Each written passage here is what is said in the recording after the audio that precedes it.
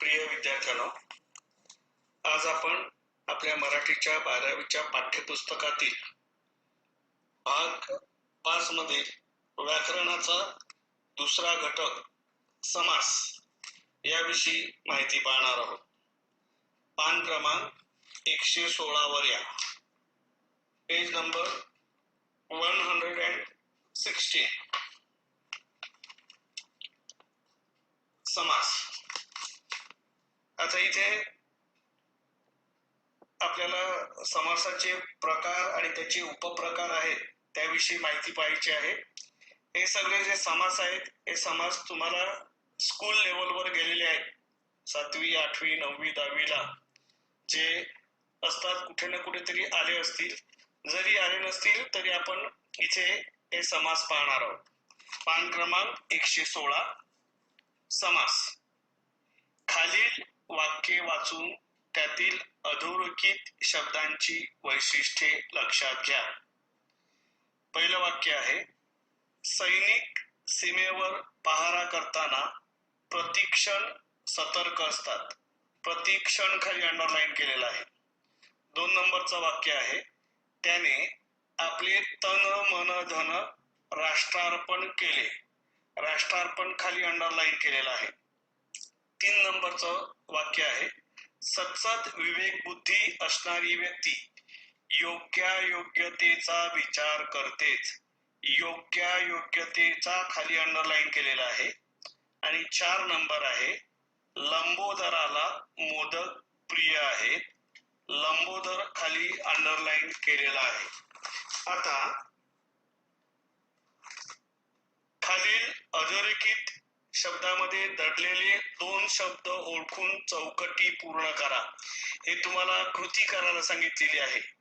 वरची जी वाक्य आपण बघितलेली आहेत त्या 4 वाक्यामधील 4 शब्दाखाली त्यांनी अंडरलाईन केलेला आहे आणि त्या 4ही शब्द खाली दिलेले आहेत आणि ती कृती तुम्हाला करायला सांगितलेली आहे. अधोरेखित शब्दामध्ये दडलेले 2 शब्द ओळखून चौकटी पूर्ण करा. पहिल्या वाक्यामध्ये प्रतिक्षण शब्द अंडरलाईन केलेला आहे, तो अ म्हणून दिलेला आहे आणि त्याच्या समोर 2 चौकटी दिलेल्या आहेत. याचा अर्थ प्रति पहिल्या चौकटीमध्ये आणि क्षण. तर हे 2 शब्द या प्रतिक्षणाविषयी दिलेले आहेत. 2 नंबरचं वाक्य राष्ट्रार्पण आहे.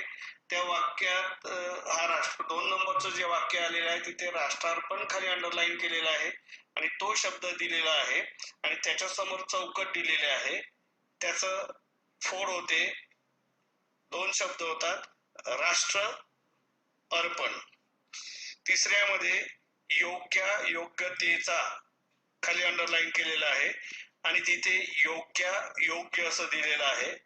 त्याचा 2 चौकटी त्याची फोड आहे, योग्य अयोग्य. आणि चौथ्यामध्ये लंबोदराला मोदक प्रिय असतात. लंबोदर दिलेला आहे. त्याचे 2 शब्द आहे, लांब आणि उदर. उदर म्हणजे पोट. ओके, लांब आणि उदर. आता इथे प्रतिक्षण असं दिलेलं आहे. प्रति म्हणजे प्रत्येक व क्षण या 2 शब्दाचा एक शब्द केलेला आहे. राष्ट्रार्पण मध्ये राष्ट्र व अर्पण या 2 शब्दाचा एक शब्द तयार केलेला आहे. योग्य म्हणजे योग्य व अयोग्य या 2 शब्दाचा एक शब्द केलेला आहे.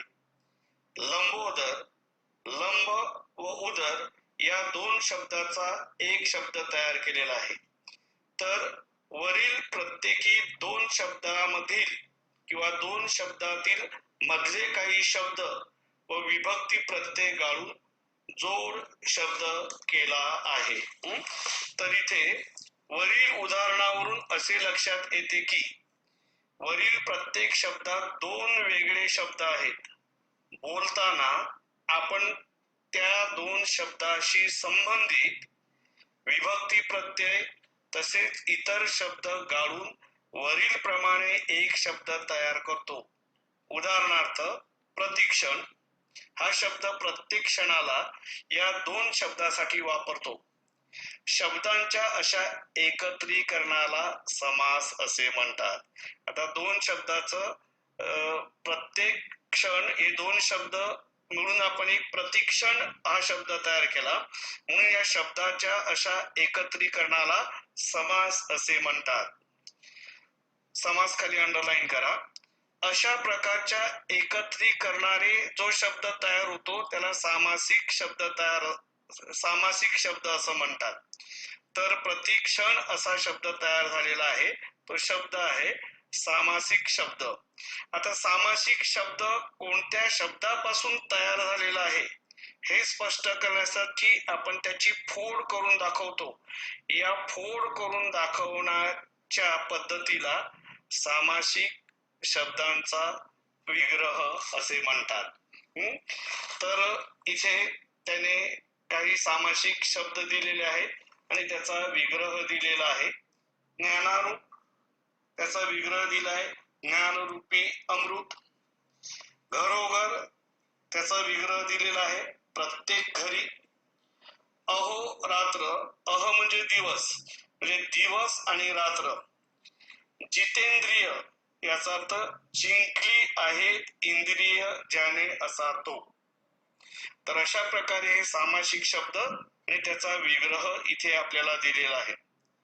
समासात कमीत कमी दोन शब्द असावे लागतात. आता वरती आपण बघितलं प्रतिक्षण, त्यामध्ये प्रति आणि क्षण, राष्ट्रार्पण त्यामध्ये राष्ट्र आणि अर्पण. तसंच समासात कमीत कमी दोन शब्द असावे लागतात.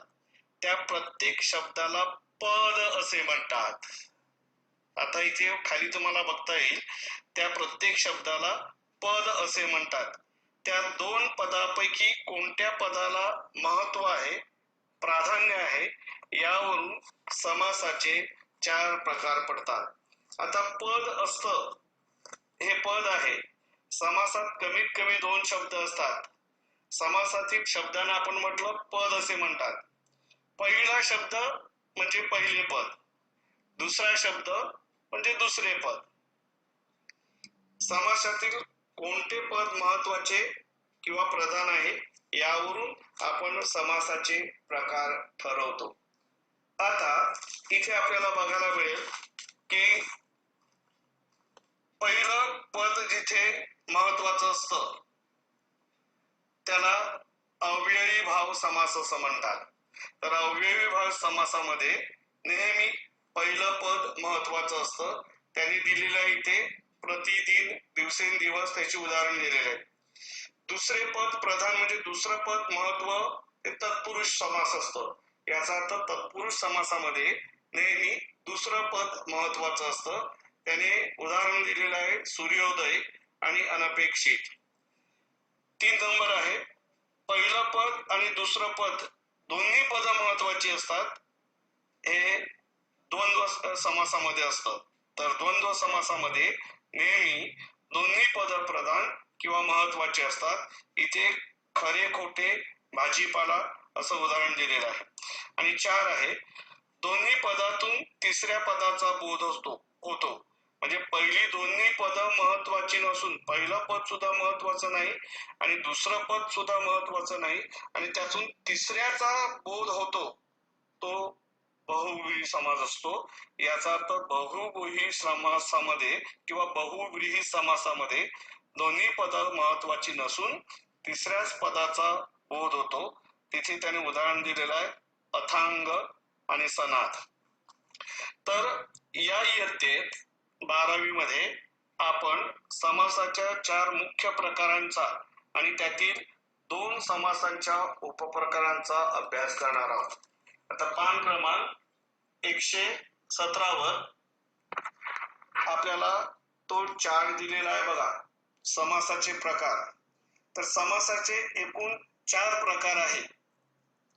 तो आहे पहिला अव्ययी भाव समास, दुसरा आहे तत्पुरुष समास आणि या तत्पुरुष समासाचे 3 उपप्रकार आहेत. त्यामध्ये विभक्ती तत्पुरुष समास आहे, 2 कर्मधारय समास आहे, 3 द्विगु समास आहे. तिसरा समास आहे द्वंद्व समास.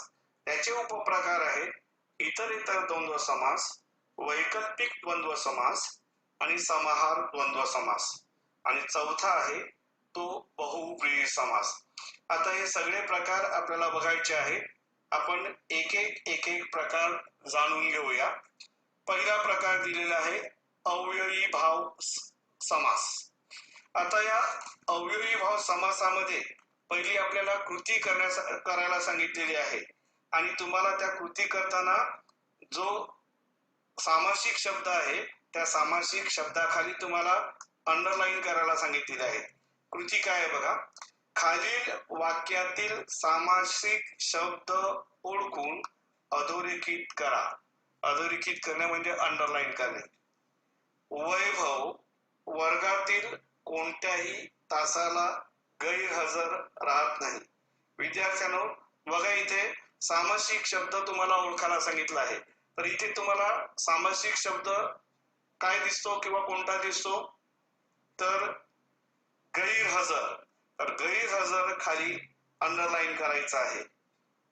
2 नंबर आहे नागरिकांनी गरजू विद्यार्थ्यांना यथाशक्ती मदत केली पाहिजे. विद्यार्थ्यांनो इथे कुठला सामासिक शब्द आहे बघा तर यथाशक्ती खाली अंडरलाईन तुम्हाला करता येईल. 3 नंबर आहे रस्त्याने चालताना जाहिरातीचे फलक सध्या पावलोपावली दिसतात. विद्यार्थ्यांनो इथे सामासिक शब्द आहे पावलोपावली. आणि त्याची जर आपल्याला फोड करायची असेल तर आपल्याला कशी करता येईल बघा. वैभव वर्गातील कोणत्याही तासाला गैरहजर राहत नाही. गैरहजर याचा अर्थ हजेरीशिवाय. नागरिकांनी गरजू विद्यार्थ्यांना यथाशक्ती मदत केली पाहिजे. यथाशक्ती म्हणजे शक्तीप्रमाणे. रस्त्याने चालताना जाहिरातीचे फलक सध्या पावलोपावली दिसतात. पावलोपावलीची फोड आहे प्रत्येक पावलावर. तर तुम्ही अधोरेखित केलेल्या सामासिक शब्दांची वैशिष्ट्य म्हणजे अधोरेखित केलेल्या शब्दात आता एक सामासिक शब्दातील 2 पदापैकी पहिले पद प्रधान. बाजूला आपण त्या चार्ट मध्ये बघितलेलं पहिलं प्रधान समासाचं नाव आणि उदाहरण. तर पहिले पद प्रधान, दुसरे पद प्रधान, दोन्ही पद महत्वाची किंवा प्रधान आणि दोन्ही महत्वाची नसून तिसरं महत्वाचं असतं. तर पहिले पद प्रधान आहे ते अव्ययी भाव समासाचा तो प्रकार आहे. तर सामासिक शब्दांची 2 पदांपैकी पहिले पद प्रधान किंवा महत्वाचे असून ते अवयव आहे. उदाहरणार्थ इथे तुम्हाला गैर, यथा, आ, प्रति वगैरे असे उपसर्ग संस्कृत मध्ये त्याला अवयव असं म्हणतात ते लावले जातात. इथे तुम्हाला सहसा गैर, यथा, आ, प्रति असे शब्द उपसर्ग म्हणून तुम्हाला लावलेले दिसतील. 2 नंबर संपूर्ण सामासिक शब्द वाक्यात क्रिया विशेषणाचे काम करतो. आता बघा पावलोपावली या शब्दात अवयव दिसले नसले तरी त्याचा विग्रह अवयवासह केला जातो. म्हणून या शब्दांचा समावेश अव्ययी भाव समासात होतो. आता आपण फोड केलीवर पावलोपावली म्हणजे प्रत्येक पावलावर, यथाशक्ती म्हणजे शक्तीप्रमाणे, गैरहजर म्हणजे हजेरीशिवाय. यावरून असे लक्षात येते की समासाची व्याख्या इथे दिलेली आहे बघा. जेव्हा समासातील पहिले पद बहुधा अव्यय असून ते प्रधान असते किंवा महत्वाचे असते व या सामासिक शब्दांचा वापर वाक्यात क्रियाविशेषणासारखा केलेला असतो तेव्हा अव्ययी भाव समास होतो.